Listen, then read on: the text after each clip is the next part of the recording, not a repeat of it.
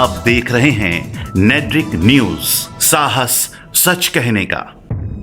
इस अभागे पिता को देखिए। कल तक इनकी अर्थी को कंधा देने के लिए इनके दो जवान बेटे थे, लेकिन आज इनके ऊपर मुसीबतों का पहाड़ टूट पड़ा है। एक बेटे की 5 साल पहले ही मौत हो गई थी। दूसरे बेटे की मौत को अभी 2-3 दिन ही हुए हैं। कल ही तो इसने अपने जवान बेटे की अर्थी को कंधा दिया था। बेटे की चिता की आग अभी ठंडी भी नहीं हुई है। परिवार सदमे में है। आखिर एकमात्र कमाऊ पूत की मौत के बाद इस परिवार की कौन देखभाल करेगा? युवक कितना गरीब था खुद देखिए। चलिए सुनाते हैं परिवार वालों की आप बीती। 12 घंटा ड्यूटी करके वो आ रहे थे रूम पे। कंपनी से बाहर नहीं निकले थे, जैसे कंपनी में ही थे जैसे उनको एक गिरे और मुंह से खून आया। तुरंत मेरे भैया का जान निकल गया। कंपनी वाले लेके उनको हॉस्पिटल गए। एक हॉस्पिटल में जवाब दिए, दूसरे हॉस्पिटल में लेके गए। दूसरे हॉस्पिटल में मेरे भाई का जान ही नहीं था। घर पे फोन आया, मेरे पिताजी चाचा दो गए। कंपनी से क्या मांग करते हैं आप? क्या मांग करे? या आपके भाई अकेले थे, घर खर्चे चलाते थे कंपनी से? हाँ, मेरा भाई एक ही सहारा था। हम 2 भाई एक बहन ही थे। एक लोग आज 5 साल पहले ही गुजर गए थे, अभी इन्हीं का सहारा। सुना आपने? अब इस परिवार को 2 जून की रोटी भी नसीब होगी या नहीं, इसके बारे में कहा नहीं जा सकता। आखिर क्या हुआ, कैसे घटी इतनी बड़ी घटना? चलिए पूरा मामला समझते हैं। सैमसंग का एक कर्मचारी रोज की तरह कंपनी में एंटर करता है।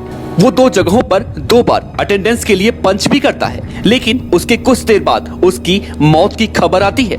लोगों का कहना है कि उसकी मौत गिरने से हुई है।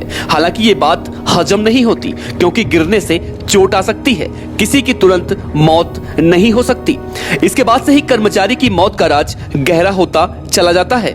जब नेट्रिक न्यूज संवाददाता को इस घटना के बारे में पता चला तो वह तुरंत नोएडा के यथार्थ हॉस्पिटल पहुंचा। संवाददाता को जानकारी मिली थी कि सैमसंग कर्मचारी की कंपनी परिसर में ही मौत हो चुकी है। इस बात की पुष्टि हॉस्पिटल कर्मचारियों ने भी की। उन्होंने संवाददाता को बताया कि कर्मचारी को जब हॉस्पिटल लाया गया तो उसकी पहले से ही मौत हो चुकी थी।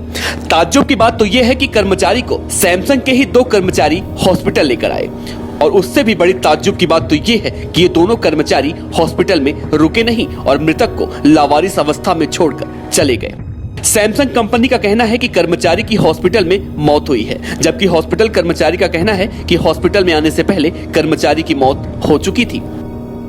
यहाँ एक सवाल है कि क्या कंपनी के दोनों कर्मचारियों को पता था कि वो एक घायल नहीं बल्कि मृत कर्मचारी को लेकर हॉस्पिटल में एडमिट कराने जा रहे हैं? अगर नहीं पता था तो किसी के आने तक हॉस्पिटल में रुके क्यों नहीं?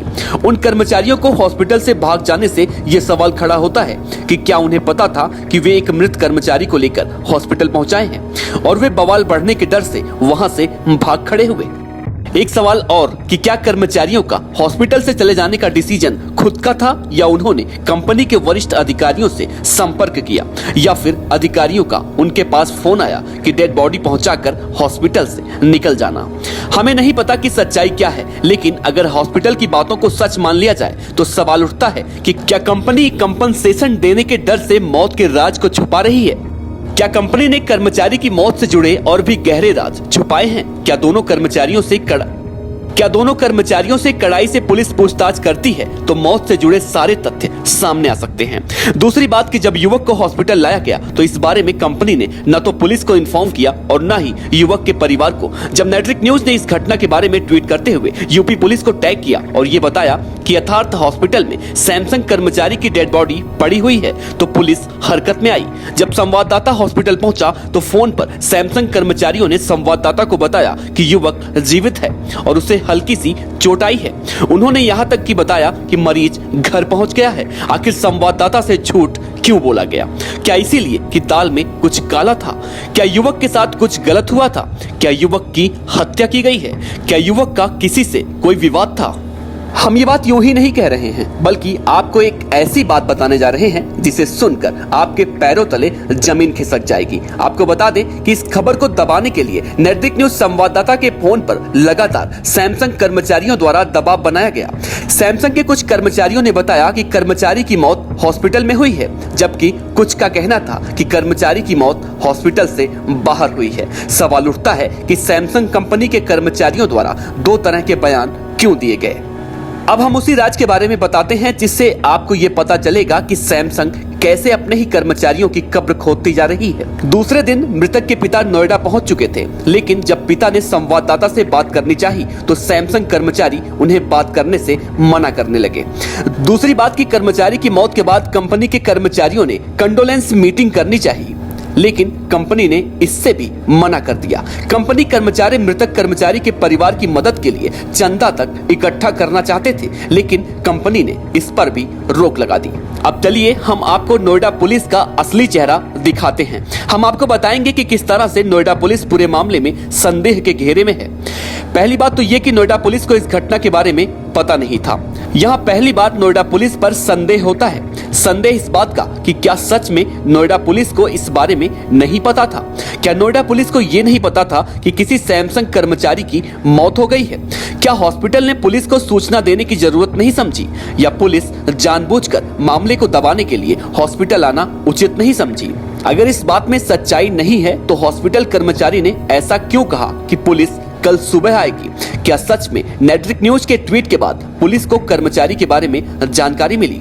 जानकारी के लिए बता दें कि कुछ दिनों बाद सैमसंग के इस प्लांट का उद्घाटन प्रधानमंत्री नरेंद्र मोदी, यूपी के सीएम योगी आदित्यनाथ और दक्षिण कोरियाई राष्ट्रपति के द्वारा किया जाना है। अब सवाल ये उठता है, क्या यूपी पुलिस की जुबान इसीलिए खामोश है? क्या पुलिस इसीलिए कुछ भी बोलने से परहेज कर रही है? अब आपको एक और सच बताते हैं। नोएडा पुलिस का कहना है कि युवक की मौत हार्ट अटैक से हुई है। ताज्जुब की बात तो ये है कि पोस्टमार्टम की रिपोर्ट अभी तक नहीं आई है, लेकिन उससे पहले युवक की मौत पर नोएडा पुलिस का स्टेटमेंट आ गया। ये सवाल उठता है कि क्या नोएडा पुलिस सैमसंग कंपनी से मिली हुई है? अगर नहीं तो पुलिस ने बिना पोस्टमार्टम रिपोर्ट के ये बयान कैसे दिया?